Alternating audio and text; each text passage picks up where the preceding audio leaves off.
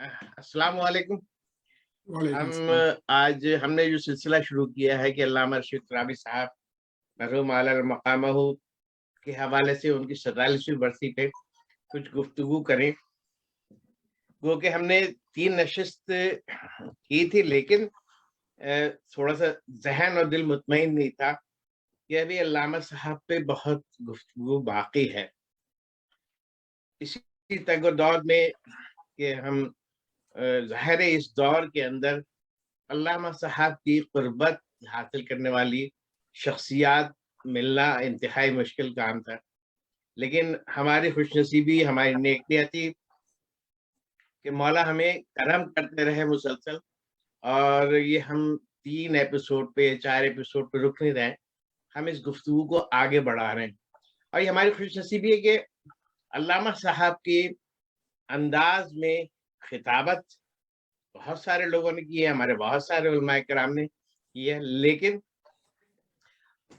जो हमारे दरमियान मौजूद डॉक्टर अल्लामा सैयद हसन रिजवी साहब हैं, वो उनका अंदाज खिताबत बिल्कुल करीब तर है अल्लामा रशीद तरावी साहब से।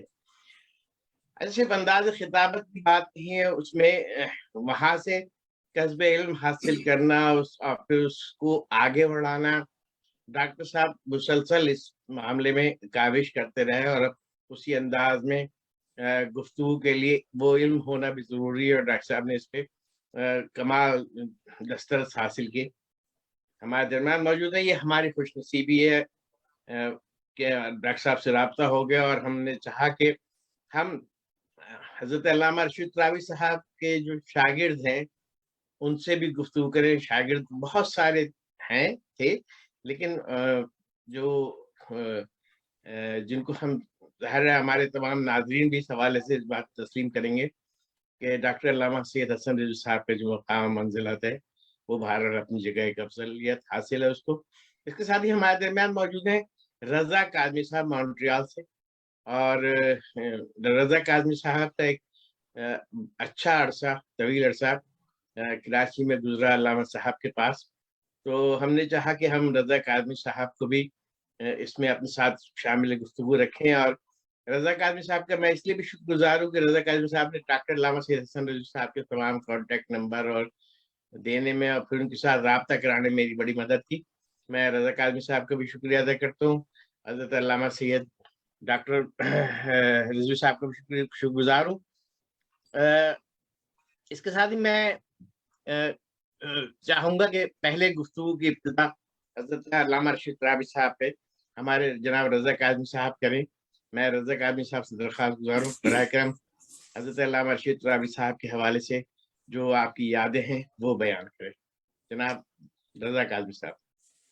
अस्सलाम वालेकुम वालेकुम क़िबला सलाम। मौलाना हसन रिज़वी साहब और मोहम्मद अब्बास साहब। मैं कायम टीवी का और आपका बहुत शुक्रगुज़ार हूँ कि आपने मुझे ये मौका दिया कि मैं अपने टूटे फूटे अल्फाज में जो मैंने अल्लामा को देखा है और उनकी मजालिस अटेंड की है, उसमें 2-4 उनके पॉइंट्स बयान कर सकूँ।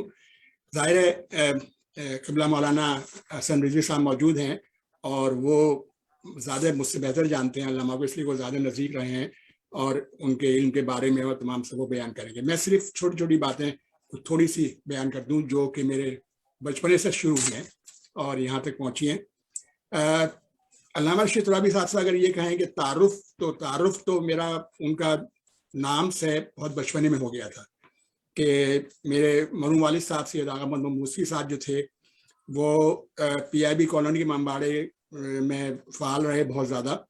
तो उस ज़माने में अल्लामा रशीद तरावी ने, मुझे याद नहीं कि उन्होंने कितने मजालिस पढ़ी थी। मेरे ख्याल या तो खमसा था या कुछ या अशरा था, एक ही मेरे ख्याल गालिबन उन्होंने वहाँ पढ़ा था। तो उसमें वालिद साहब हमारे इन्वॉल्व थे उसके अंदर, और तमाम सब उनके रहते थे। मुश्किल ये होती थी वहाँ पर उस ज़माने में कि शामियाने लगा करते थे वहाँ पर, और कोई बिल्डिंग नहीं थी, कोई इमाम बारगाह नहीं था, मस्जिद भी नहीं बनी हुई थी वहाँ पर, और सिर्फ एक साहिबान पड़ा हुआ था जहाँ नमाज वगैरह लोग पढ़ते थे, और बाकी तमाम सब शामियाने के अंदर होता था। तो वो मुझे बचपन की याद है कि क़िबला मौलाना अल्लामा रशीद तरावी साहब तशरीफ लाए वहाँ पर, और वो शेरवानी पहने हुए थे काले रंग की, और उनका एक पजामा सफ़ेद जो कि काफ़ी खुला था वो पहने हुए थे, जो ख़ास उनका अंदाज था। بس وہ مجھے یاد ہے، لیکن یہ بالکل یاد نہیں کہ مجلس کیا پڑھی اور کتنی پڑھی انہوں نے. تو یہاں سے میرا ان سے انٹروڈکشن شروع ہوا. میں بہت چھوٹا تھا اس زمانے میں. اس کے بعد پھر مارٹن روڈ کا امام بارگاہ شاہ نجف، وہاں پہ مولانا نے مجلسیں شروع کی.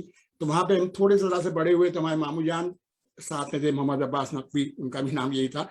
تو ان کے ساتھ جایا کرتے تھے وہاں پر. اور بیسیکلی ہوتا یہ تھا کہ ہم تو گاڑی میں ہی بیٹھے رہتے تھے، اس لیے کہ اتنا رش، اتنا مجمع ہوتا تھا وہاں پر کہ لوگ جو تھے وہ دیواروں میں بیٹھے رہا کرتے تھے ان کی مجلس سننے کے لیے وہاں پر.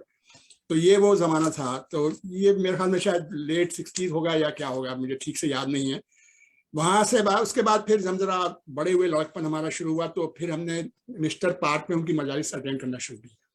تو شروع میں تو بالکل ظاہر ہے چھوٹے تھے، سمجھ میں کچھ آتا نہیں تھا. مولانا کا جو اسٹائل تھا علامہ کا، وہ تو بہت ہی، یعنی وہ تو عالموں کے لیے تھا. تو تھوڑا تھوڑا کر کے بلڈ اپ ہوا. تو پھر کچھ سمجھ میں آنے شروع ہوئی مجالس، بہت ساری مجالس اٹینڈ کی. وہاں سے پھر ہم آگے بڑھے تو خالق دانا ہال پہنچے. خالق دانا ہال کی میں نے بہت زیادہ مجالس اٹینڈ نہیں کی، اس لیے کہ میں ذرا لیٹ ہوتی تھی، اور اس کے علاوہ یہ تھا کہ ہمارا صبح کو اسکول ہوتا تھا تو مشکل تھا ذرا. لیکن کی اٹینڈ وہاں پر. وہیں پر ہمارے والد میں ایک نام لوں گا ضرور ان کا، مرحوم و مغفور سید علی رضا صاحب تھے، جن کا لکی فرنیچر تھا آرام باغ کے اوپر. تو وہ اس زمانے میں خالق دینہ مجالس میں کافی انوالو تھے. اور وہ جو عسکری صاحب، جو ہادی عسکری صاحب کے والد ہیں، ان کے ساتھ بھی ان کا تعلق تھا. تو وہ مجالس وغیرہ میں انوالو تھے اچھے خاصے. تو وہ یہ کرتے تھے کہ وہ اور ان کے صاحبزادے محب رضا صاحب، تو محب رضا صاحب اپنے آدمیوں کو لے کے جاتے تھے، جو کہ ایک ٹیپ ریکارڈر کو کندھے پہ اٹھا کے لے کے جاتے تھے. ایک بڑا ٹیپ ریکارڈر ہوتا تھا جو کہ پرانے زمانے کا، اس میں اسپول ہوا کرتے تھے، وہ لے کے جاتے تھے، اور پھر جا کے وہ مجالس ان کی ریکارڈ کرتے تھے وہاں پر. تو ابھی جب یہ میں پچھلا آپ کا پروگرام دیکھا تھا تو اس میں کچھ ذکر نکلا تھا، تو مجھے خیال آیا کہ یہ ہو سکتا ہے کہ مجالس وغیرہ جو ہیں ان کے پاس بھی ہوں. تو میں نے محب رضا صاحب کو فون کیا، ان سے بات کی، تو انہوں نے مجھے بتایا کہ وہ آلریڈی سب تمام چیزیں یہ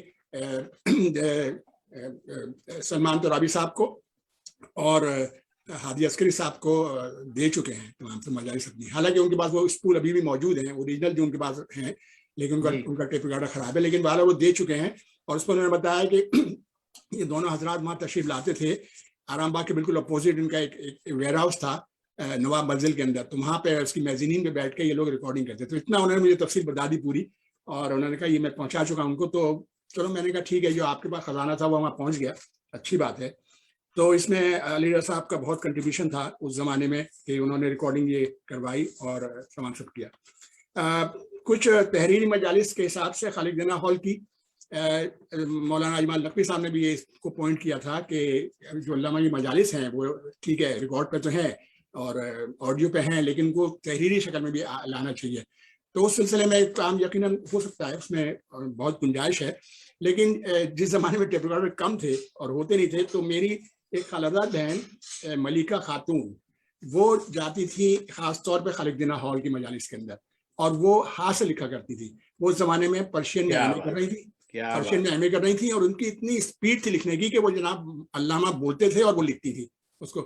تو میرا ذاتی خیال ہے، مجھے معلوم نہیں ہے، ان کا انتقال ہو گیا ہے، وہ پچھلے سال ان کا انتقال ہوا ہے، لیکن اتنا مجھے معلوم ہے کہ کم از کم ان کے پاس 50 نہیں تو 100 نہیں تو 50 تو مجلسیں ہوں گی ان کے پاس لکھی ہوئی غالباً.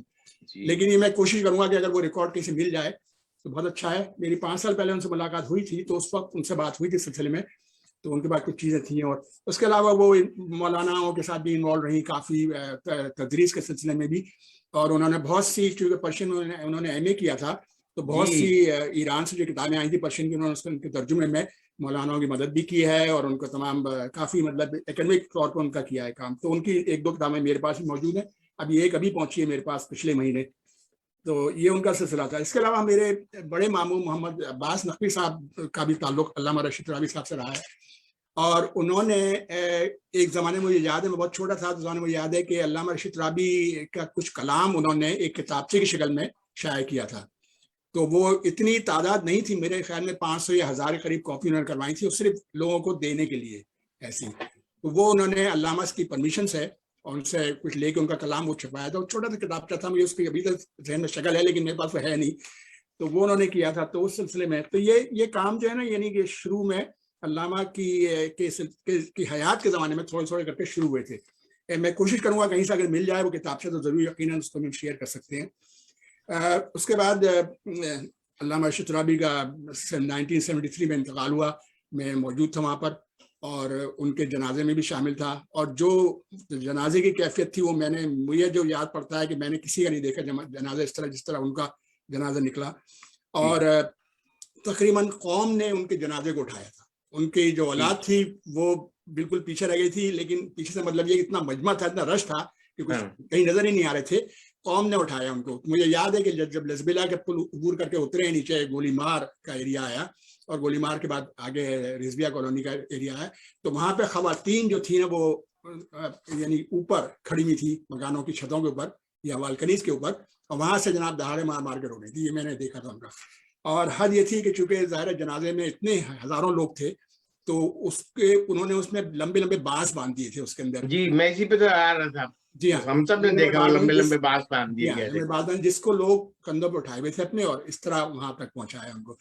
تو یہ جناب یہ میرے مطلب پرسنل ان سے جو یہ تھی جنرل قسم میں بتایا.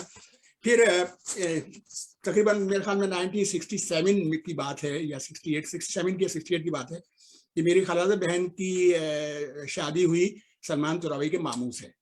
سلمان ترابی کے ماموں سے. تو سلمان ترابی کی جو والدہ ہیں اصغری بیگم, تو ان سے ان کے آنا جانا پھر رہا, اس لیے کہ ہم بہت کلوز تھے اپنے خالہ بہن سے. تو مجھے لے کے جاتی تھی وہاں پر ان کے. تو میں چھوٹا تھا, 15 سال کے قریب عمر ہوگی میری, میں چلا آیا کرتا تھا. پھر میں نے ڈرائیونگ سیکھ لی تھی تو اور بھی اچھا تھا کہ وہ مجھے ہمیشہ لے کے جاتی تھی. تو ان سے ملاقات ہوئی. تو وہاں پہ علامہ صاحب سے ذاتی طور پہ ملاقات رہی, اور سامنے بیٹھ کے ان سے مطلب یہ کہ ظاہر ہے گفتگو تو ہماری اتنی نہیں ہوتی تھی, وہی ارشاد فرماتے تھے زیادہ تر, ہم تو خاموشی رہتے تھے, لیکن بہرحال ان کی باتیں سنا کرتے تھے بیٹھ کے وہاں پر. تو یہ میرا ان سے تعلق رہا. اس میں کئی میری ملاقات ان سے رہیں, اور کچھ چیزیں ان کی یادیں جو ہیں وہ بہت سی ایسی ہیں کہ پرسنل ہیں. تو اس میں ایک جو مجھے چیز یاد ہے میں یہاں پہ ضرور کہوں گا کہ ہادی عسکری صاحب نے بیان کیا تھا کہ ان کی جو عرفانیت تھی یا اس مجلے کے جو عرفان تھا ان کو یا الہامی ان کو حاصل کی. جی ہاں. تو وہ جو تھی وہ مجھے اس کا احساس ہوا اس بات سے احساس ہوا کہ ایک دو مرتبہ میرے سامنے کچھ ایسی جنرل باتوں میں جب نکلی تو انہوں نے بیگم سے یہ کہا کہ کیا نام ہے, ان کو وہ اصغری کہتے تھے, ان کا نام اصغری تھا لیکن اصغر کہتے تھے ان کو. تو کہنے اصغر بس میرے 64 سال ہیں. ہاں یہ بہت ہی عجیب بات تھی کہ میں نے اس وقت خیال نہیں کیا, لیکن کچھ باتیں بعد میں اور بھی اس طرح کی ہوئی تو مجھے احساس ہوا اس بات کا کہ ان کو کچھ نہ کچھ آئیڈیا تھا. اب وہ کیسا آئیڈیا تھا کیا تھا یہ تو مجھے معلوم نہیں, لیکن ایک چیز یہ. دوسری چیز یہ کہ ہماری بہن بتاتی ہیں کہ تقریباً کوئی انتقال سے 3 دن پہلے انہیں سارا کام کیا, بینک کا کام, اس کا کام, اس کا کام, جیسے کہ پتہ نہیں کہاں کس سفر پہ جا رہے ہیں. پورا کام کمپلیٹ کرا انہوں نے. اس کے بعد پھر جناب وہاں سے ان کا 3 دن بعد انتقال ہوا. تو یہ میری عادت تھی ان کے لیے, میری پسند عادت تھی. قادری صاحب آپ سلامت رہیں, بہت شکریہ آپ کا. میں ایک بس 2 منٹ اور لوں گا آپ کے. جی. یہاں پہ میرے پاس نصیر ترابی صاحب تشریف لائے کوئی 3.5 سال پہلے, اور ان کے ساتھ مولانا آسٹریلیا کے ہمارے جناب حسنی صاحب. حسنی صاحب جی ہاں, نجم سپتین حسنی صاحب بھی تشریف لائے تھے. وہ میرے پاس وہ ایک رات ایک دن میرے پاس رہے یہاں پر, تو بڑا اچھا ان کے ساتھ رہا. تو میں نے کچھ احباب کو بلا لیا تھا, مولانا اقبال بھی تھے اور اشفاق صاحب بھی تھے. تو یہ بیٹھے ہم تو باتیں ہو رہی تھی, تو اس میں انہوں نے کچھ اپنے علامہ صاحب کی گفتگو نکلی تو انہوں نے بہت ہی اچھی 2-3 انہوں نے چیزیں بتائیں اس کے اندر. تو میں وہ شیئر کرنا چاہوں گا یہاں پر, بہت اچھی ہیں. کہ مثلا یہ کہ جیسے انہوں نے اپنا بتایا کہ جب نصیر ترابی صاحب نے شاعری شروع کی تو علامہ کو تو نہیں پتا تھا اس وقت یہ شاعری کرتے ہیں, لیکن ہم کو پتہ چلا کہ شاعری کرتے ہیں تو انہوں نے پھر ان کو گائیڈ کیا. تو انہوں نے بتایا کس طرح گائیڈ کیا, تو میں بتاتا ہوں. دیکھیں ان کا طریقہ کیا تھا, یعنی کس طرح وہ اپنے بچوں کی تربیت کرتے تھے. تو وہ فرماتے ہیں رشید ترابی کہ انہوں نے یہ کیا کہ مجھ سے کہا کہ یہ شیلف کے اوپر سے یہ کتاب ہے داغ کی دیوان ان کا, مہتاب داغ, کہلیں مہتاب داغ اٹھاؤ. تو کہلیں میں لے کر آیا اس کو. تو اس کو انہوں نے یہ کیا کہ ایک کاغذ کاٹ کے ایک پرچی کاٹی اور اس کو جو پہلی غزل تھی اس کے اوپر اس میں مصرع اولا کے اوپر چپکا دیا. ٹھیک ہے, اور اس کے بعد ان سے کہا, اس کی کاپی کر لی. اس کے بعد ان سے کہا کہ آپ ایسا کریں کہ اس کو اس پہ آپ یہ دوسرا مصرع جو ہے نا اس کو دیکھتے ہوئے پہلا مصرع لگائیے اس کے اوپر. تو انہوں نے کہا کہ میں نے وہ کیا. وہ کر لیا تو مولانا نے اس کو، اس کا مولانا نے کہا کہ اس کو لگا کہ آپ پھر یہ جب کر لیں آپ اپنا تو آپ اس کو اتار لیجیے اور پھر آپ یہ دیکھیے کہ آپ کا خیال بہتر تھا یا ڈاکٹر صاحب کا خیال بہتر تھا. تو اس طرح انہوں نے ان کو سکھایا. تو اسی طرح پھر انہوں نے مصر اولا پہ کیا اس طرح. تو نصیر زراعی فرماتے ہیں کہ اس پریکٹس میں انہوں نے پورا دیوان ان کا جو تھا نا انہوں نے کہا میں نے پورے پریکٹس کر لی تمام سب. تو ایک بہت عمدہ پوائنٹ تھا یہ. دوسری چیز انہوں نے بتائی کہ وہ مولانا علامہ ترابی صاحب جو تھے وہ پولیٹکس میں تو رہے تھے انڈیا کے زمانے میں, لیکن پاکستان میں آج انہوں نے پولیٹکس نہیں کی تھی. نہیں کی, ہاں نہیں کی. لیکن کبھی کبھی لوگ ان کو کہتے تھے بھائی آپ کچھ کہیں تو وہ زیادہ کہتے نہیں تھے. اچھا 1969 میں الیکشن ہوئے, ایوب خان کا زمانہ تھا غالباً, اس میں مولانا مودودی صاحب جماعت اسلامی کے چیف ہوا کرتے تھے, انہوں نے ایک بیان جاری کر دیا الیکشن سے پہلے کہ اس ملک کے اندر اکثریت کا نظام قائم ہوگا. ٹھیک ہے, اور اکثریت کا مطلب کہ یہ تھا کہ جیسے ٹھیک ہے, ہاں بالکل, بسم اللہ. جی ہاں. تو انہوں نے لوگوں نے ظاہر نیچرلی جو ہمارے حضرات تھے انہوں نے علامہ صاحب سے کہا بھائی یہ کیا ہے, اس پہ آپ کچھ بولیے. تو اس زمانے میں اشرا چل رہا تھا نشتر پارک کا. تو یہ تیسرے اشرے کی بات, تیسرے مجلس کی بات ہے کہ انہوں نے یہ بیان دیا تھا مودودی صاحب نے. تو علامہ صاحب سے لوگوں نے کہا تو وہ نہیں بولے, چوتھے میں نہیں بولے مجلس میں, پانچویں مجلس میں بولے. اور میں ان کا جملہ یہاں پہ کوٹ کرتا ہوں کہ کیا بولے. تو وہ یہ کہتے ہیں کہ نصیر زراعی فرماتے ہیں کہ وہ ایک دلیل لے کر آئے اور انہوں نے یہ بیان کیا پانچویں مجلس کے اندر کہ مٹی کی اکثریت میں بیج کی تخلیق شامل ہو کر نمود کے ذریعے مٹی کی اکثریت کو بےمانی کر دیتی ہے. کیا کہنے, واہ واہ واہ واہ. انہوں نے یہاں پہ نمود کا خاص طور پہ ذکر کیا ہے کہ, اور پھر اس کو انہوں نے تھوڑا سا ایکسپلین کیا کہ میدان کے بیچ میں ایک درخت نظر آتا ہے آپ کو, لیکن وہ درخت جو ہے اس میں درخت کی میدان کی اہمیت نہیں ہوتی, درخت کی اہمیت ہوتی ہے. تو بیج سے اگر درخت بنتا ہے اور نمود حاصل کرتا ہے, ٹھیک ہے, تو اس کی زیادہ اہمیت ہوتی ہے, مٹی کی اہمیت, اکثریت کی اہمیت نہیں رہتی. تو وہی بات انہوں نے کہی. تو ایک بہت اچھا یہ پوائنٹ تھا, اس میں یہی کہا تھا انہوں نے کہ اقلیت تو تخلیقی ہونا ضروری ہے اور کریٹو ہونا ضروری ہے. یہ تیسری بات جو مجلس کے موضوع سے تھی کہ مجلس کا موضوع کس طرح وہ لیتے تھے, کس طرح سلیکٹ کرتے تھے مجلس سے موضوع. تو اس پر انہوں نے فرمایا کہ زیادہ تر تو سالانہ جو ان کا رمضان کا پروگرام ہوتا تھا اس میں وہ آیت انتخاب کر لیتے تھے اور پھر کہتے تھے میرا یہ ہوگا. لیکن اس کا بیک گراؤنڈ یہ تھا کہ وہ پہلے یہ کرتے تھے کہ صدر جاتے تھے, نصیر زراعی صاحب ساتھ میں ہوتے تھے, ان کو ڈرائیونگ کرتے تھے, تو صدر جاتے تھے یہاں پر کہ پاک امریکن بک اسٹور تھا وہاں پر, تو صدر میں, تو وہاں جاتے تھے. وہاں پہ وہاں کے جو مالک تھے آغا محسن جعفری صاحب جو کہ رضویہ کے بھی ٹرسٹیز وغیرہ رہے ہیں, تو ان سے ملاقات کرتے تھے اور وہاں پر وہ ان سے دریافت فرماتے تھے کہ آج کل لوگ کیا پڑھ رہے ہیں, یعنی آپ کے پاس کون سی کتابیں بک رہی ہیں اور کیا ہو رہا ہے. پھر اس سے ان کا اندازہ ہوتا تھا, جیسے انہوں نے کہا کہ سوشیولوجی ہوگی یا خوش نویس پڑھ رہے ہیں لوگ, ٹھیک ہے. تو اس سلسلے میں وہاں سے اس کو آئیڈیا لے کے پھر وہ, اور اس کے بعد اس پہ قرآنی آیتیں لے کر پھر اس کو اپنا سرنامہ کلام بنا کر کیا کرتے تھے. تو اسی سلسلے میں انہوں نے خوش نویس کے عنوان سے انہوں نے ایک عنوان تو نہیں لیکن اس کی پوائنٹ اسی پوائنٹ سے کہ خوش نویسی کے اس میں ایک بوتراب امام بارگاہ میں انہوں نے اشرا پڑھا تھا جس کا عنوان انہوں نے رکھا تھا کہ علی کی کہانی علی کی زبانی.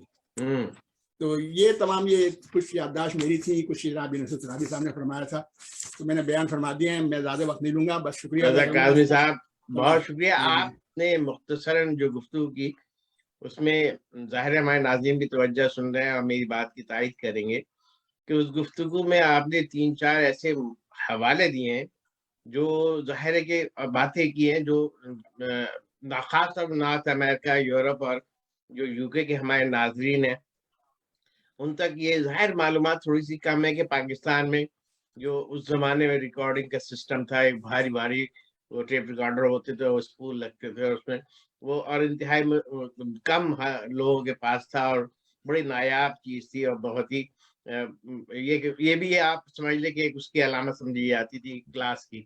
تو بہت شکریہ. دوسری چیز آپ نے جو بتائی محب صاحب کے حوالے سے, میں نے بہت کوشش کی کہ ان کا کوئی کہیں سے مجھے کانٹیکٹ نمبر مل جائے, لیکن محب صاحب کا کانٹیکٹ نمبر نہیں ملا. اچھا آپ کے ذریعے گفتگو میں پتہ لگ گیا. میں محب صاحب سے خود بھی ائریکٹ بھی بات کروں گا آپ سے نمبر لے کے. پھر ملکہ باجی کے حوالے سے جو آپ نے گفتگو کی, میں نے ملکہ باجی کو سے ہمارے تھوڑا والدہ کے मरासिम थे तो हम इस हवाले से वाकिफ हैं, और मैंने कोशिश की कि मलका बाजी से कहीं राब्ता हो जाए, लेकिन तो वहाँ कराची से पता चला कि वो उनका इंतकाल हो गया साल गुज़श्ता, और ये आपकी बात से तायद हो गई।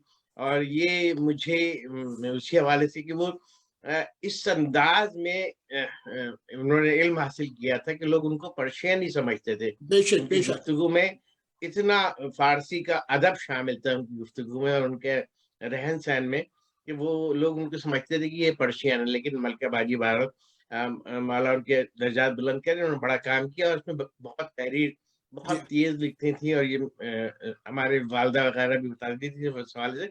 लेकिन अब चूंकि ये 3-4 पॉइंट ऐसे हो गए, और फिर आजकल के जो उलमा और जाकिरीन है, उनकी तरफ आपने एक बहुत अच्छी तवज्जो मबज़ूल कराई है कि अल्लामा रशीद तरावी साहब कौम के मिजाज को सामने रख के खिताबत करते थे। बेशक तो जो ज़माने में ज़ाहिर है किताब पढ़ने का रुझान था, अभी तो बदनसीबी है हमारी कि किताब पढ़ने का रुझान खत्म हो गया है।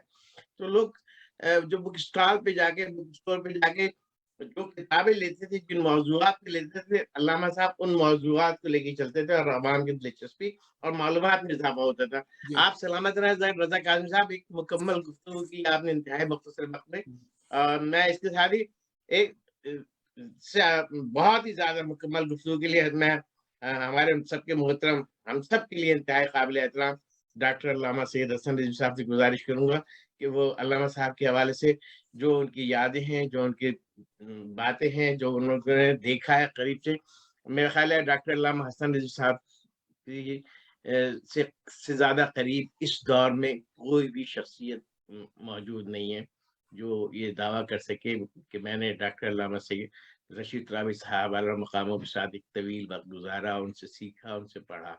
हमारे दरमियान इंतहाई कीमती तोहफ़ा है हमारे नाज़रीन के लिए डॉक्टर अल्लामा सैयद हसन रिज़वी साहब कि उनकी गुफ्तगू आप सुने, और आप समझेंगे कि हम रशीद तरावी साहब के दौर में जी रहे हैं। जनाब हज़रत अल्लामा डॉक्टर हसन रिज़वी साहब, आप कुछ अपनी याददाश्त के हवाले से कुछ गुफ्तगू करेंगे? बिस्मिल्लाहिर्रहमानिर्रहीम। खतीब आलम इस्लाम उस्ताद मुअज़्ज़म हज़रत अल्लामा रशीद तरावी साहब को मैंने 1950 से देखा, जब वो पाकिस्तान तशरीफ लाए और उन्होंने पहला अशरा खरादर इमाम बारगाह में पढ़ा। मैं उस वक्त तकरीबन 10-12 साल का था, और मैंने उसको कई से सुना, और मेरे जहन में वो उसी वक्त से उनकी शख्सियत, उनकी खिताबत, उनकी ज़हानत, उनका अंदाज़ बयान, उनकी कशिश और जाज़बियत मेरे रगो पे में सरा था। इंतहाई मुतासिर हुई। पहली शख्सियत थी मेरी वो मेरे जहन में, जो इतना मैं उनसे मुतासिर हुआ, उनकी ज़हानत से, खिताबत से, खुलूस से, जज्बे से, जोश से जिससे वो बोलते थे, जिससे साफ लगता था कि ये कोई आर्टिफिशियल बात नहीं हो रही है, ये उनका ईमान बोल रहा है, उनका इरफान बोल रहा है, उनकी रूह बोल रही है, उनका इल्म बोल रहा है, उनकी ज़हानत बोल रही है। और इंतहा जो सुनता था वो अव्वल से आखिर तक मैं हो जाता, जैसे जादू। वाकई जो हुजूर ने फरमाया है कि खिताबत और शायरी एक किस्म का जादू, एक किस्म का यानी एक वही है, एक किस्म का इल्हाम है, एक किस्म का इतना इसका असर होता है खिताबत का कि जो मैंने जिंदगी में नहीं देखा किसी इंसान के अंदर, जो अल्लामा साहब के कि किस तरह से वो पूरे मजमे को अपने कब्जे में कर लेते थे और पूरे मजमे को साथ लेके चलते थे, और वाकईन ईमान की दौलत, ईमान, मोहब्बत, इश्क आले मोहम्मद से, मोहम्मद व आले मोहम्मद से, अइम्मा की मारिफत वो लोगों को मुंतकिल करते थे। उनकी रूह में, उनके जिस्म में, उनके जहन में वो मोहब्बत सराज पे जाती। ये उनकी जो मोहब्बतें हालांकि सुनी हजार बहुत से मुझसे मिली, उन्होंने इतराफ किया कि हमने उनको सुनकर अहले बैत से मोहब्बत। क्या कहने, हमारे दिल में मोहम्मद और आले मोहम्मद की मोहब्बत उनकी खिताबत से पैदा हो। कितना बड़ा कमाल है। اور سنی بہت سنتے تھے. لا کالج کے پرنسپل تھے, انگلینڈ سے انہوں نے بار لا کیا تھا. دعوت میں ملاقات سے ہوئی, انہوں نے مجھ سے کہا کہ میں نے جرمنی سے وہ کیا ہے ڈاکٹریٹ, اور وہاں نام لیا تھا انہوں نے جو اس وقت دنیا کے سب سے بڑا مقرر, اس کو میں نے سنا ہے کئی دفعہ. کہ انہوں نے مجھ سے کہا کہ پھر میں نے یہاں پاکستان میں آ کر علامہ رشید ترابی صاحب کو سنا. وہ کہتے تھے کہ علامہ رشید ترابی, حالانکہ وہ سنت سے تھے, وہ کہتے تھے کہ علامہ رشید ترابی صاحب کا تو ان کے سامنے, علامہ صاحب کے سامنے کی کوئی حقیقت ہی نہیں, جو دنیا کے بڑے مقرر تھے پوری دنیا میں. جو میں تو ان کو سن کے حیران ہو گیا. کہتے تھے کہ جب میں ان کو سنتا ہوں تو میں تو بالکل میری تمام توجہ ان کی طرف ہو جاتی. اور ایک مقرر کا سب سے بڑا کمال یہی ہوتا ہے کہ مجمع کے ذہن کو کنٹرول کرے, اور وہ پوری طرح سے مجمع کے پورے مجمع اور بہت آخر تک مجمع کو میں نے اپنی آنکھوں سے دیکھا ہے. ایک بار وہ مجلس پڑھ رہے تھے, میں دیر سے آیا تھا, میں پیچھے بیٹھا ہوا تھا, میں باہر پیچھے سن رہا تھا. ایک لڑکی کوئی 12-13 سال کی تھی, وہ نکل کے آئی عورتوں میں سے. علامہ صاحب باہر پڑھ رہے تھے, صحن میں ممبر بچھا ہوا تھا. اس نے علامہ صاحب کو دیکھا تقریر کرتے ہوئے, بچی ہے وہ, اس کا منہ کھلا رہ گیا. آدھے گھنٹے تک وہ بے سدھ بے حص و حرکت سنتی رہی. حالانکہ ایک لفظ سمجھ رہی تھی, صرف ان کا انداز بیان, ان کی آواز کا جو نشیب و فراغ, اشارے, انداز بیان, زبان, اس کی اٹھان اتار اتنا پرکشش تھا کہ وہ سنتی رہی حیرت کے ساتھ اور دیکھتی رہی. یہی حال ہوتا تھا پورے مجمع میں, پورا مجمع کے ساتھ ہوتا تھا, اور پتہ چلتا کہ کب میرے جب وہ گھڑی دیکھتے تھے تو ہوتا تھا 1 گھنٹہ. اور پھر یہ کہ ان کو عبور تھا, آیات الہی پر اتنا عبور تھا قرآن مجید میں, آیتوں کو بر وقت بر محل بالکل صحیح مخرج کے ساتھ نمبر, آیت, سورت بتاتے ہوئے پڑھتے تھے وہ, اور اس انداز سے پڑھتے تھے کہ سنی اکابرین نے بھی ان کی داد دی. بڑے بڑے اکابرین سنی میرے ساتھ ٹی وی پر آئے, انہوں نے کہا جس طرح سے علامہ رشید ترابی صاحب علامہ قرآن کی آیات پڑھتے تھے, اور جس انداز سے ترجمہ کرتے تھے, جس انداز سے بیان کرتے تھے, جس انداز سے استدلال کرتے تھے, لاجواب تھا. تو کوئی جواب نہیں. ایسا پر وقت پر محل اتنا کلیئر استدلال فرماتے تھے قرآن سے کہ جو سنتا تھا تڑپ اٹھا. اور وہ جو میرا دبیر نے کہا تھا, میرا دبیر نے جو کہا تھا میرا انیس کے لیے کہ طور سینہ بے کلیم اللہ ممبر بے انیس, تو میں تو یہ اگر شاعر ہوتا تو میں یہ کہتا کہ طور سینہ بے کلیم اللہ اور ممبر بغیر علامہ تھا, علامہ رشید ترابی تھا. جو بات طور سینہ پر حضرت موسیٰ کو حاصل تھی بلا تشبیہ, وہی بات علامہ رشید ترابی صاحب کو ممبر رسول پر حاصل. وہ اس طرح سے خطاب کرتے تھے, لگتا تھا جیسے کہ الہام ہو رہا ہے, براہ راست الہام ہو رہا ہے, یہ خطاب کر رہا ہے. دریا کی طرح سے بہتا تھا ان کا کلام, فلی مدلل, مؤثر, انتہائی ٹو دی پوائنٹ, اور ایسے سے نکات اس کے اندر بیان کرتے تھے. میں نے بہت سنا, بہت قریب ان کے گیا, بعد میں ان کے بعد آ کے بیٹھتا تھا, سوالات کرتا تھا ان سے, مجھے بہت لائک کرتے تھے. نہیں آتا تھا تو پوچھتے تھے تم کیوں نہیں آئے فلاں موقع پر. مجھے فون کرتے تھے کہ میں فلاں جگہ مجھے پڑھ رہا ہوں, تم آنا. میں جاتا تھا. یہاں تک انہوں نے مجھ سے کہا کہ میں تمہیں پڑھانا چاہتا ہوں. میں بڑا خوش ہوا. تو انہوں نے مجھے شام کا وقت دیا. میں روزانہ شام کو 5 سے لے کر 6 بجے تک جاتا تھا پڑھنے کے لیے. انہوں نے مجھے مسلم شریف پڑھائی اور اصول کافی پڑھائی بیک وقت. ماشاء اللہ ماشاء اللہ.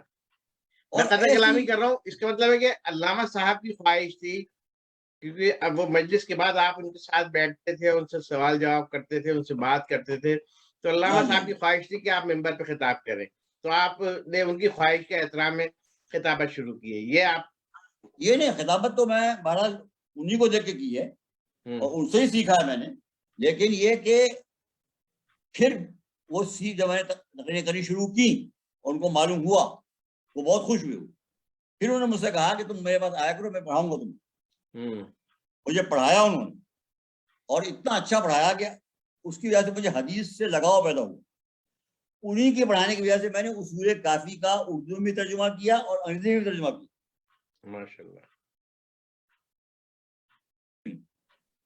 پاک محرم میگزین میں چھپی اور ایران میں بھی چھپی, انٹرنیشنل ایک سوسائٹی ہے اس میں چھپی اصول کافی کا ترجمہ انگریزی میں. اور انہی کا یہ ذوق تھا کہ انہوں نے مجھے حدیث کے اندر اور جو ڈیپ ایسے باریک نکات بیان کرتے تھے, وہ حقیقت میں وہ بہت بڑے عالم تھے. جو مجلسوں میں ان کا علم ظاہر ہوا ہے اس سے کہیں زیادہ جانتے تھے. بے شک وہ مجلسوں میں وہ باتیں بیان نہیں کر سکتے تھے. وہ اتنی گہری باتیں جانتے تھے, اتنی عمیق باتیں جانتے تھے, اتنی فنی اور اتنی ٹیکنیکل باتیں جانتے تھے کہ وہ عوام کے سامنے بیان نہیں کر سکتے. وہ میرے سامنے بیان کرتے تھے تو میں حیران ہوتا تھا.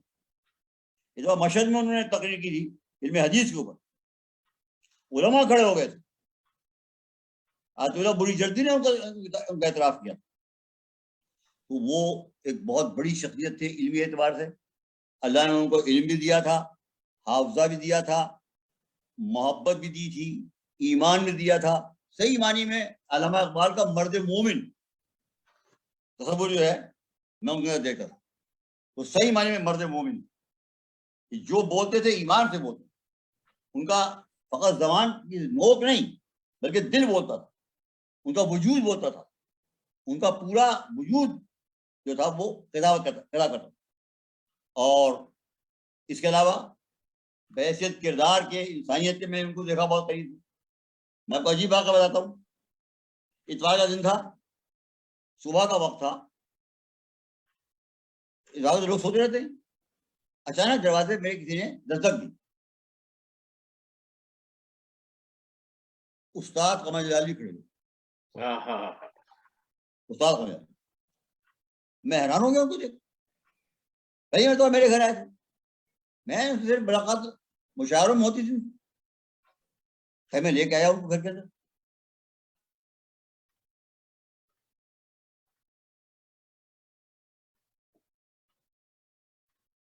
جی.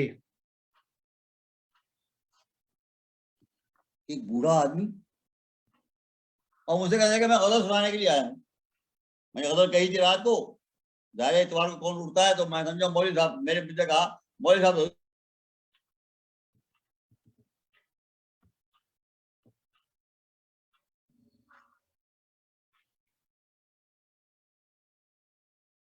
ان کا وقت تھا میرا ان سے. میں نے ان کو یہی واقعہ بیان کیا. آپ تعجب کریں گے, جیسے ہی میں نے یہ واقعہ بیان کیا نا, ان کی آنکھوں سے مسلسل آنسو بہنے لگے, اور ایسا حال ہوگا جیسے کہ چہرہ ان کا فخ ہو گیا. ارے استاد نے رات کو کھانا نہیں کھایا تھا, یہ حال ہے. مجھ سے کہنے لگے تم نے ان کا مکان دیکھا ہے؟ میں نے کہا دیکھا ہے. اتفاق سے میں چارپائی کو میں نے کہا مجھے مل جائے گا. کہیں آج پڑھیں گے نہیں, آج چلتے ہیں ان کے پاس. شیروانی پہنی, ٹوپی پہنی, خود ہی ڈرائیو کرتے تھے وہ, یہ ساتھ بٹھایا چلے. میں اسی گلی میں پہنچا ڈھونڈتا ہوا جہاں سے میں نے ان کو دیکھا تھا. اتفاق کی بات کہ وہ سامنے چارپائی پہ بیٹھے ہوئے تھے. استاد قمر جلالی ایک بنیان پہنے ہوئے میلا تھا. میں نے کہا ارے اللہ, استاد تو بیٹھے ہوئے. علامہ صاحب نے وہیں گاڑی لگائی, اترے. وہ بھی حیران ہو گئے, استاد بھی. دیکھا ان کو, چھوٹا سا مکان تھا, ان کا داماد تھا, وہ رہتا تھا. علامہ صاحب وہیں کسی وہیں جا کے بیٹھے چارپائی کی, اور داماد سے کہا کہ ان کا سامان, سب سامان لے آؤ, جو سامان ہے وہ لے آؤ.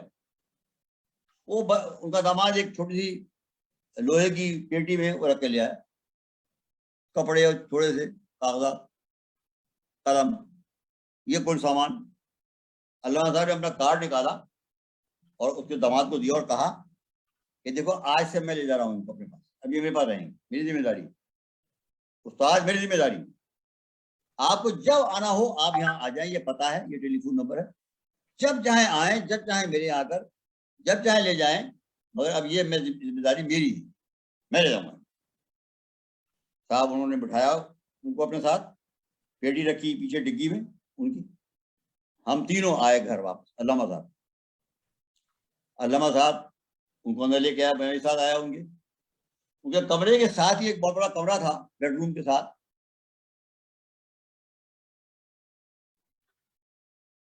کہا, اور پھر اٹیچ بات بھی تھا, کہا دیکھیے یہ اب آپ کا کمرہ ہے, میں یہیں پڑھتا ہوں, آپ یہاں رہیں گے, یہ ساتھ میرا بیڈ روم ہے. اب آپ جو میں کھاؤں گا وہ آپ کھائیں گے, میں پہنوں گا وہ آپ پہنیں گے, اور آپ اب میری ذمہ داری.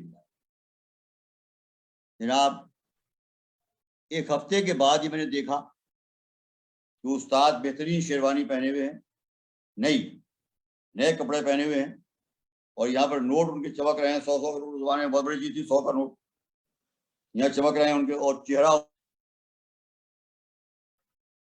کہنے لگے, مجھے نام لے کے کہا, حسن, تینوں وہ میرے ساتھ کھانا کھاتے ہیں.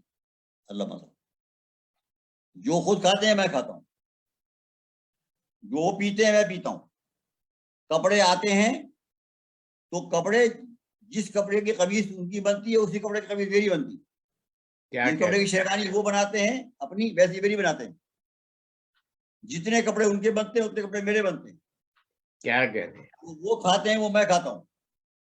بیٹے روزانہ ان کی مجھے سلام کرنے آتے ہیں, باپ کو سلام کرنے آتے ہیں, ایسے مجھے سلام کرنے آتے ہیں. واہ واہ, اپنے باپ کا احترام کرتے ہیں, میرا خیال کرتے ہیں, مجھے اپنا بزرگ سمجھتے ہیں, اور نہایت احترام کے ساتھ آخری عمر تک استاد ان کے ساتھ رہے, اور انہوں نے اتنا احترام ان کو دیا کہ وہ خود کہتے تھے زبان سے اپنی کہ زندگی میں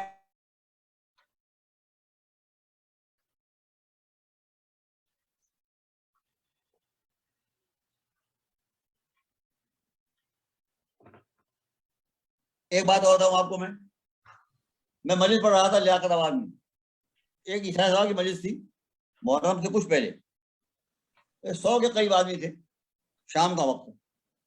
آج مجلس میں پڑھ چکا تھا, دیکھا تو سامنے سے علامہ صاحب آ رہے ہیں, ٹوپی شیروانی پہنے ہوئے, اور چلے آ رہے ہیں.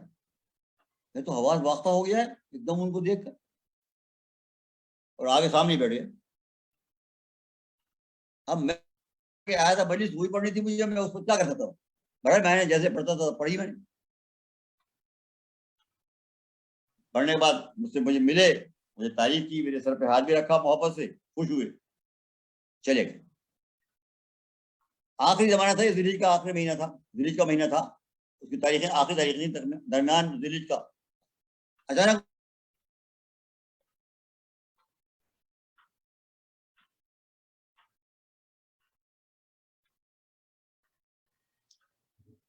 محرم آ گیا ہے, اور مجھے 4 اشرے پڑھنے, اور مجھے ڈاکٹر نے منع کر دیا 4 اشرے پڑھنے سے, وہ تمہیں پڑھنا میری جگہ.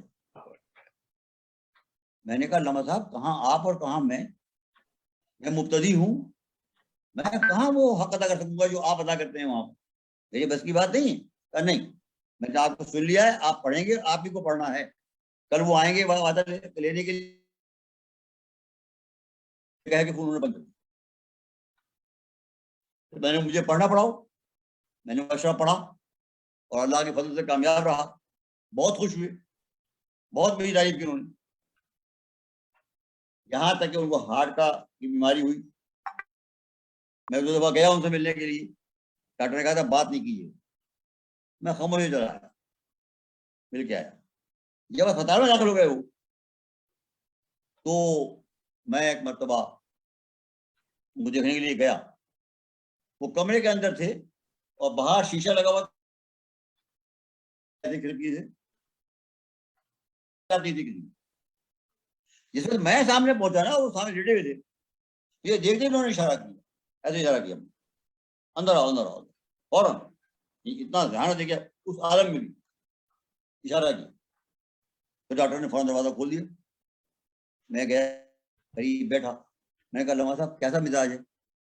کہنے کا اشارہ کیا اس طرح, کہنے کا بس اب میں جا رہا ہوں, اب میں تیار ہوں جانے, ختم, تو میرے لیے دعا کر, بس اتنا کہا.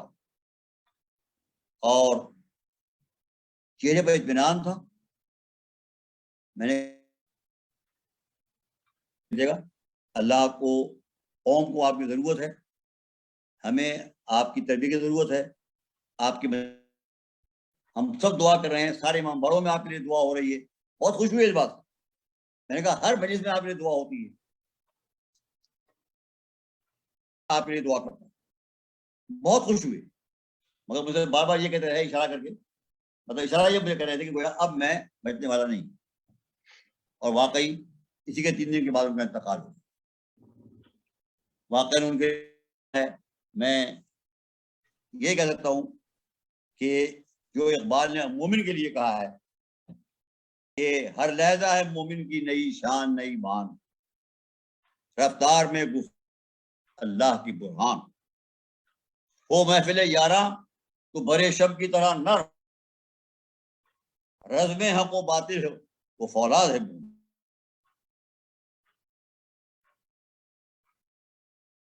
امام حسین کی محبت.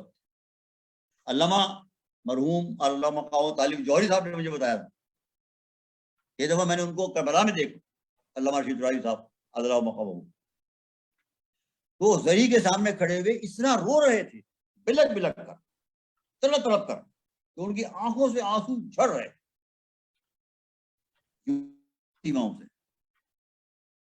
وہ ایکٹنگ نہیں تھی.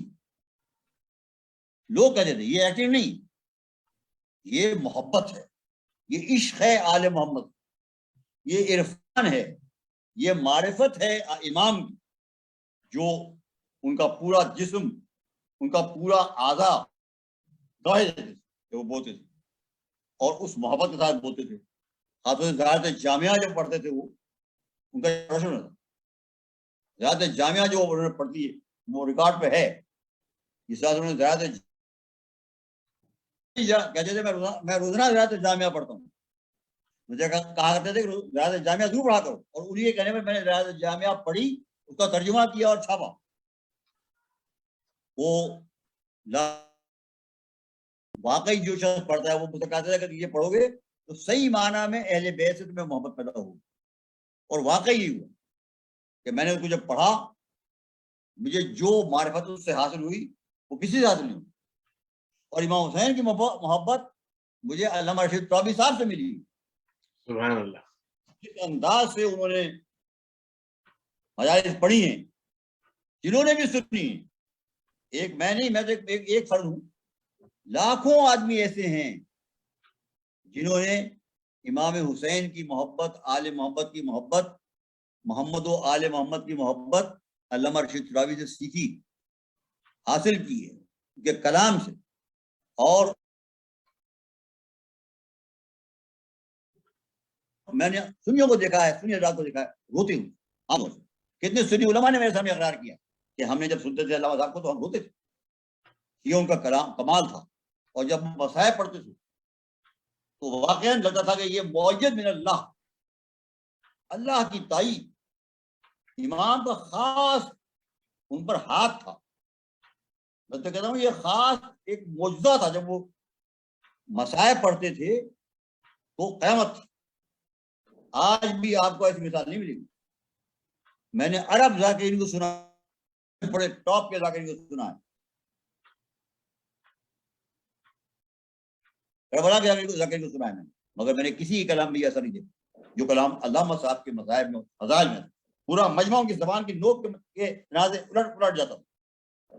تیار کی موجوں کی طرح سے لوگ جو تھے وہ موجے مارتے تھے اور مجمع بے تحاشا ہوتا تھا. اور اتنی توجہ سے ہوتا تھا, اور ایسی محبت آل محمد ان کے اندر پیدا ہوتی تھی کہ واقعا وہ ایک مثالی ذاکر تھے.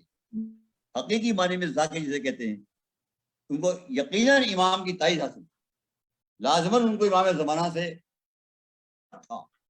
وہ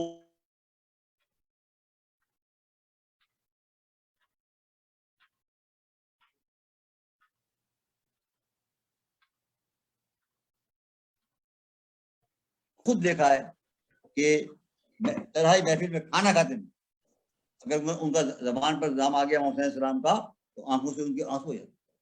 हमारे 11वें इमाम ने फरमाया कि मोमिन वो है कि जब हमारे जज हुसैन का नाम सुनता है तो उसकी आंखों में आंसू हो जाते।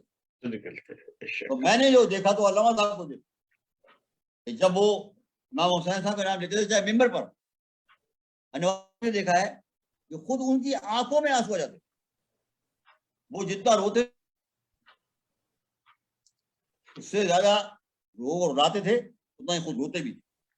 सही माना में वो मुहिब हुसैन थे, जाकिर हुसैन थे, एतबार से भी, जबान के एतबार से भी, इल्म के एतबार से भी, मोहब्बत के एतबार से भी, इश्क के एतबार से भी, किरदार के एतबार से भी वो एक जाकिर से सही माना में मुहिब थे। इमाम हुसैन से मोहब्बत करने वाले, उनका जिक्र करने वाले, उनकी मोहब्बत को आम करने वाले, उनकी मारिफत को, मिशन अम्र को जिंदा करने वाले। और जैसा कि इमाम ने फरमाया है कि रहम अल्लाह, अल्लाह रहम करे उस शख्स पर जो हमारे अम्र को जिंदा करे।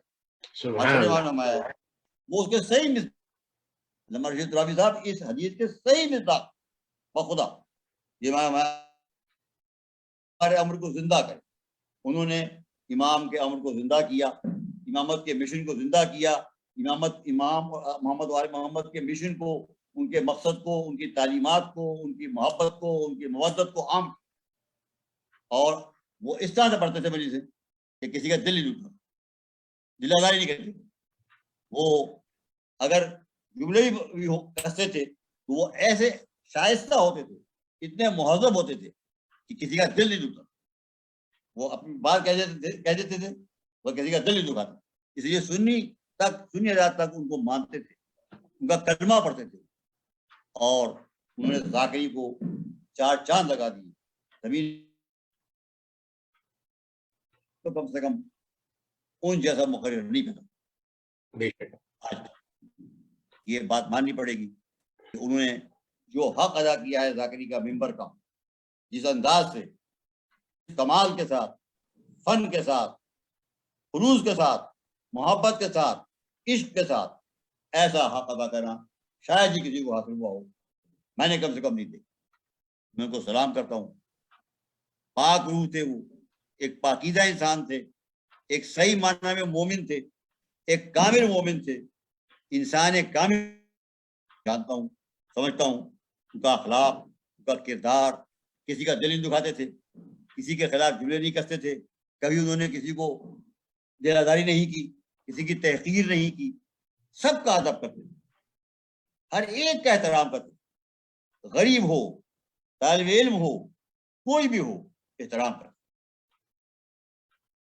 और मेरे भाई के दोस्तों में से थे, मेरे भाई के पास तशरीफ लाया करते थे, बड़ी मोहब्बत से मिला करते थे। मेरे भाई का हमेशा जब मैं मिलता था उनको सलाम कहते थे, उनके बारे में पूछा करते थे। ये उनकी मोहब्बत थी, ये उनका अंदाज था। और हकीकत ये है, उन्होंने 4 साला यादगार मुर्तज़वी का जलसा किया था। सिकंदर तो जो प्रेसिडेंट थे पाकिस्तान के, वो भी आए थे और बहुत बड़ा जलसा हुआ था। हजारों आदमी उसमें शरीक हुए थे। एक इमाम कुरान सिंध से मंगाया था उन्होंने, उनकी नुमाइश की थी, वहां बहुत लोग आए थे। मैंने भी तकरीर की थी। 4 साला यादगार मुर्तज़वी उन्होंने मनाया था और बड़ी शान के साथ मनाया था। सारा उस जमाने का मीडिया उसमें आता था। कई दिन तक वो जलसे रहे थे, बड़े बड़े लोग उसमें शरीक हुए थे। उनकी मेहनत थी और ये उन्होंने मेहनत की थी, इसीलिए की थी ताकि आले मोहम्मद का नाम बुलंद हो। उनका नाम बुलंद क्यों ना हो, क्यों उनका नाम रोशन क्यों ना हो, मोहम्मद के नाम को बुलंद किया। उन्होंने आले मोहम्मद का दरजार किया है, आले मोहम्मद की मोहब्बत को आम किया है। लिहाजा मैं सलाम करता हूँ उनको, उनके कलाम को, उनके खिताबत को, उनके इल्म को, उनके मारिफत को, उनके खुलूस को सलाम करता हूँ।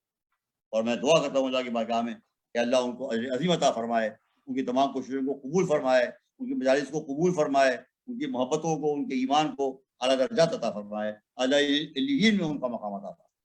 आमीन या रब्बुल आलमीन। अल्लामा साहब, آپ کا طویل عرصہ رہا ہے، 1950 سے لے کے 1973 تک کا، بالکل اسپتال تک آپ کے ساتھ بیٹھے ہیں، بات کی ہے ان سے، اور وہ آپ سے بہت محبت کرتے تھے۔ ابھی تو میں نے اس گفتگو کو بالکل جناب میں سننا چاہ رہا تھا آپ سے خدمت کا، اس لیے جانے دیا، لیکن میں آئندہ نشست میں انشاءاللہ میں جستجو میں ہوں کہ علامہ صاحب جس طرح سے قرآن مجید، احادیث اور نہج البلاغہ کا کمبینیشن بناتے تھے اپنی خطابت میں، 1 گھنٹے کی خطابت میں، اور اس میں جو کمال کے اشعار کا اس میں سہارا لیتے تھے، میں اس کمبینیشن اور اس پہ گفتگو کرنا چاہ رہا ہوں، اس کی تھوڑی سی معلومات چاہ رہا ہوں کہ میں آئندہ کسی نشست میں اگر آپ کو دوبارہ زحمت دوں کہ میں اس کی جستجو میں ہوں، جب مجھے کامیابی حاصل ہوگی ٹھیک میں آپ کو ورنہ زحمت دوں گا آئندہ کسی اور پروگرام میں بھی، علامہ رشید ترابی صاحب پہ بھی یہی پروگرام میں، کہ علامہ صاحب جس طرح سے قرآن مجید، وہ بہت احادیث اور تازہ نہج ہوتا تھا. البلاغہ کو لے کے چلتے تھے، اس پہ آپ سے ہاں گفتگو انشاءاللہ آئندہ کسی نشست میں رکھوں گا۔ یہ بہت ضروری ہے کہ علامہ صاحب کے قرآن مجید کے دسترس مکمل عبور ان کا حاصل تھا، فہم القرآن کے یقیناً انہوں نے مجالس یقیناً اس حوالے سے اس میں جو سورہ اور آیات کا وہ حوالہ دیتے تھے یا اس کو انتخاب کرتے تھے اپنی گفتگو کے لیے، یا اسی کے مواصلت سے وہ احادیث کو بھی ساتھ لے کے چل رہے ہوتے تھے اور نہج البلاغہ مولا کی خطبے کو بھی، اور اسی کے حوالے سے وہ اشعار کا اور بند کا اور شعر کا بڑا سبورڈنگ میں سہارا لے کے چل رہے تھے، اس میں اپنے کلام بھی پیش کرتے تھے۔ قبلہ ہمارے حضرت میر علی صاحب اور مقام مرزا دبیر صاحب کے کلام سے لے کے اور اس دور کے شعرا خطبہ تک کے کلام کے سہارے پہ وہ گفتگو کرتے تھے۔ اس میں میں آپ سے گزارش کروں گا آئندہ کسی نشست میں کہ آپ اس پہ انشاءاللہ. گفتگو کریں۔ آج ہم اپنی اس گفتگو کو مکمل کرتے ہیں۔ میں بہت شکر گزار ہوں اور میں آپ کا احسان مند ہوں کہ آپ نے مجھے عزت دی، اور شکریہ آپ علامہ کا، رشید آپ کا ترابی شکریہ. آپ صاحب نے کے حوالے سے جو معلومات حاصل کرنے کی جستجو میں لگا ہوا ہوں، وہ اس میں بہت مجھے مدد حاصل ہوئی۔ آپ کے اور رضا بہت قاضی بڑھیا. صاحب کا بھی شکریہ۔ بس آپ سے گزارش ہے کہ ایک حق ہے سورہ ان کا. فاتحہ علامہ رشید ترابی صاحب کے لیے آپ پڑھا دیجیے اور دعا کرا دیجیے۔ بسم اللہ الرحمن الرحیم. الحمد للہ رب العالمین الرحمن الرحیم مالک یوم الدین. ایاک نعبد و ایاک نستعین اهدنا الصراط المستقیم صراط الذین انعمت علیہم غیر المغضوب علیہم ولا الضالین. بسم اللہ الرحمن الرحیم. قل هو اللہ احد اللہ الصمد لم یلد ولم یولد ولم یکن له کفوا احد. بسم اللہ الرحمن الصمد لم یلد ولم یولد ولم یکن له کفوا احد. بسم اللہ الرحمن الرحیم. قل هو اللہ احد اللہ الصمد لم یلد ولم یولد ولم یکن له کفوا احد. اللهم صل علی محمد وآل محمد وعجل فرجهم وبشرنا معهم. بار الہ ان کو محمد و آل محمد کے ساتھ میں خاص آیات کا مرکز بنا دے، ان کی تمام مریضوں کو قبول فرما، ان کی محنتوں کو قبول فرما، کی فصاحتوں بلاغتوں کو قبول فرما، ان کے پیغامات کو قبول فرما. بار الہ ان کو اعلیٰ علیین میں مقام عطا فرما. محمد کے ساتھ مشغول فرما، جن کے وہ ذاکر تھے انہی کے ساتھ ان کو مشغول فرما. ربنا تقبل منا. انک انت السمیع العلیم۔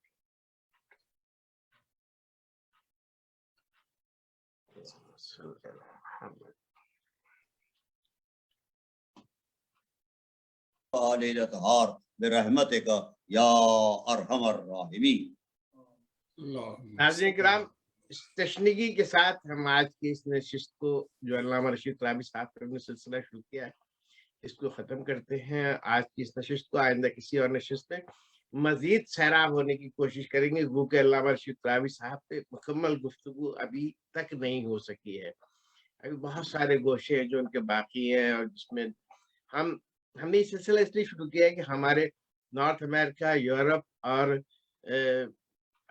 کینیڈا کے اور یو کے کی جو ناظرین، جو نوجوان نسل ہے، وہ حضرت علامہ رشید ترابی صاحب کی مقام و منزلت سے آگاہ ہو، کیونکہ ہم سمجھتے ہیں کہ ہم وہ آخری ہیں کہ ہمارے بعد والی جو نسل ہے وہ اس نے شاید علامہ صاحب کو اتنا نہ دیکھا ہو نہ سنا ہو۔